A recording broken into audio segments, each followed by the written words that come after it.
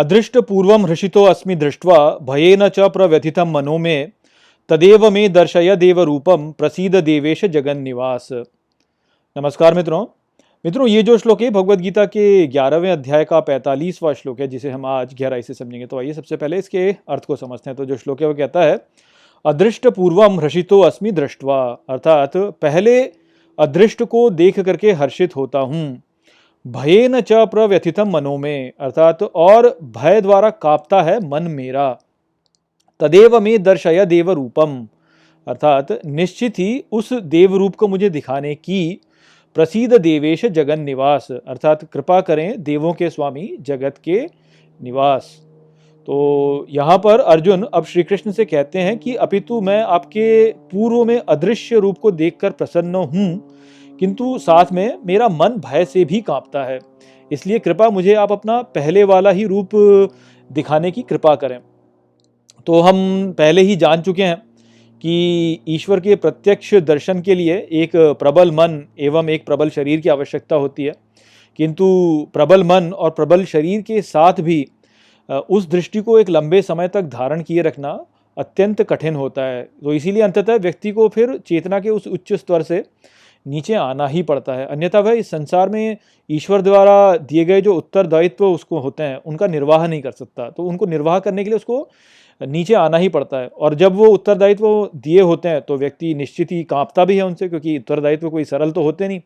जिस प्रकार के उत्तरदायित्व ईश्वर देते हैं करने को, वह कई बार व्यक्ति को व्याकुल भी कर देते हैं। तो इस कारण से व्यक्ति जो है वह कांपने भी लगता है, तो फिर उसको ईश्वर का सौम्य रूप देखने की इच्छा होती है। तो यह स्वाभाविक है वास्तव में कि जब दिव्य दर्शन होते हैं किसी को भी, तो वह व्यक्ति जो होता है वह उल्लासित तो होता है, किंतु साथ में भयभीत भी होता है। और जिस व्यक्ति में शक्ति है उस भय को संभालने की, केवल वह ही होता है ऐसा जो कि ईश्वर के दर्शन के साथ में स्वयं को सामंजस्य से बिठा सके और आगे बढ़ सके। अन्यथा व्यक्ति जो भय के मारे ऐसा होगा कि अपनी आंखें बंद कर लेगा और देखना ही बंद कर देगा, तो फिर उसे दिव्य दर्शन वैसे भी नहीं होंगे। तो उसके बारे में हम पहले भी चर्चा कर चुके हैं।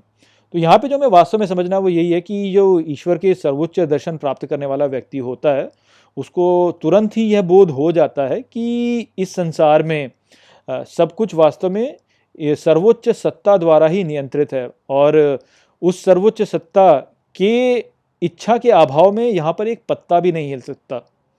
तो सब कुछ यहाँ पे उसकी इच्छा के द्वारा ही हो रहा है। तो इसका अर्थ क्या होता है? इसका अर्थ ये हुआ कि ईश्वर यहाँ पे अपनी इच्छा से सृजन करता है और अपनी ही इच्छा से विनाश भी करता है। तो ये यदि कोई व्यक्ति जान ले तो वो फिर ये जानेगा कि जो कुछ भी उसके साथ में अच्छा एवं बुरा हुआ वह ईश्वर की इच्छा से ही हुआ, क्योंकि सब कुछ तो ईश्वर की इच्छा से ही निर्धारित होता है। तो यदि उसके साथ में कुछ अच्छा हुआ और उसको सफलता प्राप्त हुई तो उसका श्रेय वास्तव में ईश्वर को जाता है, उसको नहीं जाता, क्योंकि ईश्वर ही करता है। और यदि उसको जीवन में कुछ विफलता प्राप्त हुई तो उसके लिए उसे आहत भी अनुभव नहीं करना चाहिए, क्योंकि उसके लिए भी दोषी वो नहीं है। इच्छा तो ईश्वर की ही थी, तो ईश्वर की इच्छा थी कि वह विफल हो तो वह विफल हो गया, ईश्वर की इच्छा थी कि वह सफल हो तो वो सफल हो गया। तो इस प्रकार से जब वो संसार को देखेगा तो उसको क्या लगेगा? उसको यही लगेगा कि भाई पहले के जो मेरे जितने भी विश्वास थे वो सभी वास्तव में झूठे हैं। मैंने स्वयं को कर्ता समझ करके अतीत में जो भी कार्य किए उन सभी कार्यों में वास्तव में कर्ता तो मैं था ही नहीं, कर्ता तो ईश्वर ही था, मैं तो केवल उसके हाथ में एक कठपुतली मात्र था।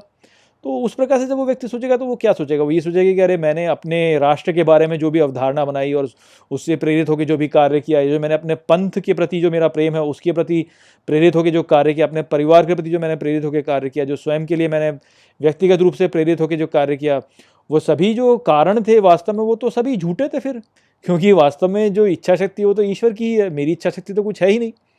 तो फिर तो मुझे इस संसार में किसी भी इकाई को महत्व नहीं देना चाहिए, क्योंकि मेरा जो कार्य है वो तो महत्वपूर्ण है ही नहीं, मेरी इच्छा शक्ति तो लागू ही नहीं हो सकती। इस प्रकार का उसको भान होगा, और इस प्रकार का भान होगा तो उससे व्यक्ति जो होगा वह नीरस होता चला जाएगा। यही कारण है कि लोग ईश्वर के स्पष्ट दर्शन नहीं कर पाते। क्यों? क्योंकि ये जो सभी कारण होते हैं, अपने राष्ट्र के लिए कारण, अपने पंथ के लिए कारण, अपने परिवार के लिए कारण जो हम लोग बना लेते हैं, जो कथाएं हमने अपने लिए बना लेते हैं, हम उनसे जुड़े रहना चाहते हैं। यदि हम उनसे जुड़े ना रहें तो हम जीवन में जी नहीं पाएंगे। हमारे जीवन का जो आधारभूत है जिस पर हम खड़े हैं वह ही समाप्त हो जाएगा। तो इसलिए व्यक्ति जो होता है वो अपनी आंखें बंद कर लेता है। तो ये जो दर्शन है, इस दर्शन से व्यक्ति हतोत्साहित हो सकता है, बहुत ही हतोत्साहित करने वाला होता है, क्योंकि इस दृष्टि से देखा जाए तो आपके सभी कार्य वास्तव में आपको व्यर्थ प्रतीत होंगे।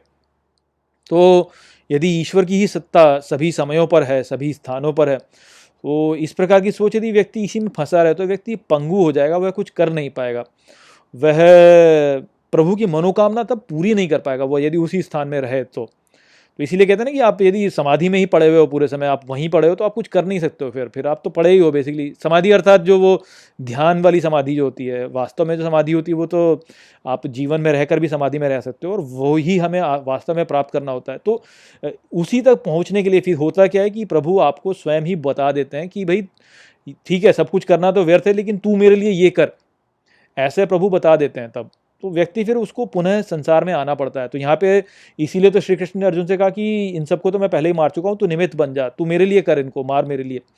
तो जब व्यक्ति को इस प्रकार का भान हो जाता है और व्यक्ति का जो दृष्टिकोण होता है वो इतना स्पष्ट हो जाता है, तो कि भाई उसे समझ में आ जाए कि मैं तो करता हूँ ही नहीं, मैं तो कुछ भी नहीं हूँ, सब कुछ सत्ता तो प्रभु की है, प्रभु की इच्छा से ही सब कुछ होता है। तो इस प्रकार का जब ज्ञान किसी व्यक्ति को हो जाए और उसका ज्ञान वो एकदम स्पष्ट ज्ञान है, तो उस स्थिति में फिर प्रभु जो होंगे वो स्वयं उसको बोल देंगे कि तू मेरे लिए ये कर, अब तू अपना मत सोच, मैं ये करना चाहता हूँ तो मेरे लिए ये कर। तो व्यक्ति को फिर उस स्तर पे आना पड़ता है नीचे, और व्यक्ति को नीचे आकर के जो उसको उत्तरदायित्व प्रभु ने दिया है, उस उत्तरदायित्व को उसको पूर्ण करना होता है। तो पूर्ण करने के लिए वो फिर नीचे आएगा, निचले स्तर पर आएगा, और जो वो इच्छा होती है ईश्वर की, वह इच्छा बहुत ही असंभव प्रतीत होने वाली भी लग सकती है। तो जैसे हमने देखा भी था ना कि उन्होंने बोला कि जयद्रथ को मैं मार चुका हूँ, भीष्म को मैं मार चुका हूँ, इन सबको मैं मार चुका हूँ, तो चिंता मत कर इनकी।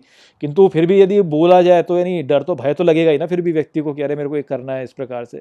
तो ईश्वर का जो वो वाला स्वरूप है जो कि नष्ट करने वाला होता है, वह भयभीत करने वाला होता ही है, क्योंकि इस सृष्टि में इतने सारे लोग हैं जिनसे हम प्रेम करते हैं। अर्जुन जो है वो भीष्म से प्रेम करते हैं, वो द्रोण से प्रेम करते हैं, और श्री कृष्ण बोल रहे हैं कि मार दे इनको मेरे लिए तू। तो निश्चित ही वो भय तो आएगा ही उसमें। तो उस स्थिति में फिर व्यक्ति को कुछ एक आधार तो चाहिए ना, सौम्य रूप कुछ चाहिए उसको व्यक्ति को। तो इसीलिए वो अर्जुन यहाँ पे कह रहे हैं कि आप अपने सौम्य रूप में आ जाओ, ताकि मैं फिर शांत हो सकूं, क्योंकि अन्यथा आपके इस उग्र रूप को देखकर तो मैं प्रसन्न तो हूँ, किंतु साथ में मैं भयभीत भी हो रहा हूँ। तो वो वाली बात यहाँ पे जिस कारण से अर्जुन यहाँ पे से बोल रहे हैं। तो वो अब निचले स्तर पर आने का बोल रहे हैं अर्जुन, और निचले स्तर पर आएंगे तभी तो वह निर्वाह कर पाएंगे। वो उचले स्तर पर ही पड़े रहेंगे तो फिर कुछ हो नहीं सकता, कुछ कर नहीं सकता व्यक्ति। तो वही बात यहाँ पर है। आशा करता हूँ कि मैंने इस श्लोक को आपको अच्छे से समझा दिया होगा। चलिए इसी के साथ इस वीडियो को यहीं पे समाप्त करते हैं। नमस्ते।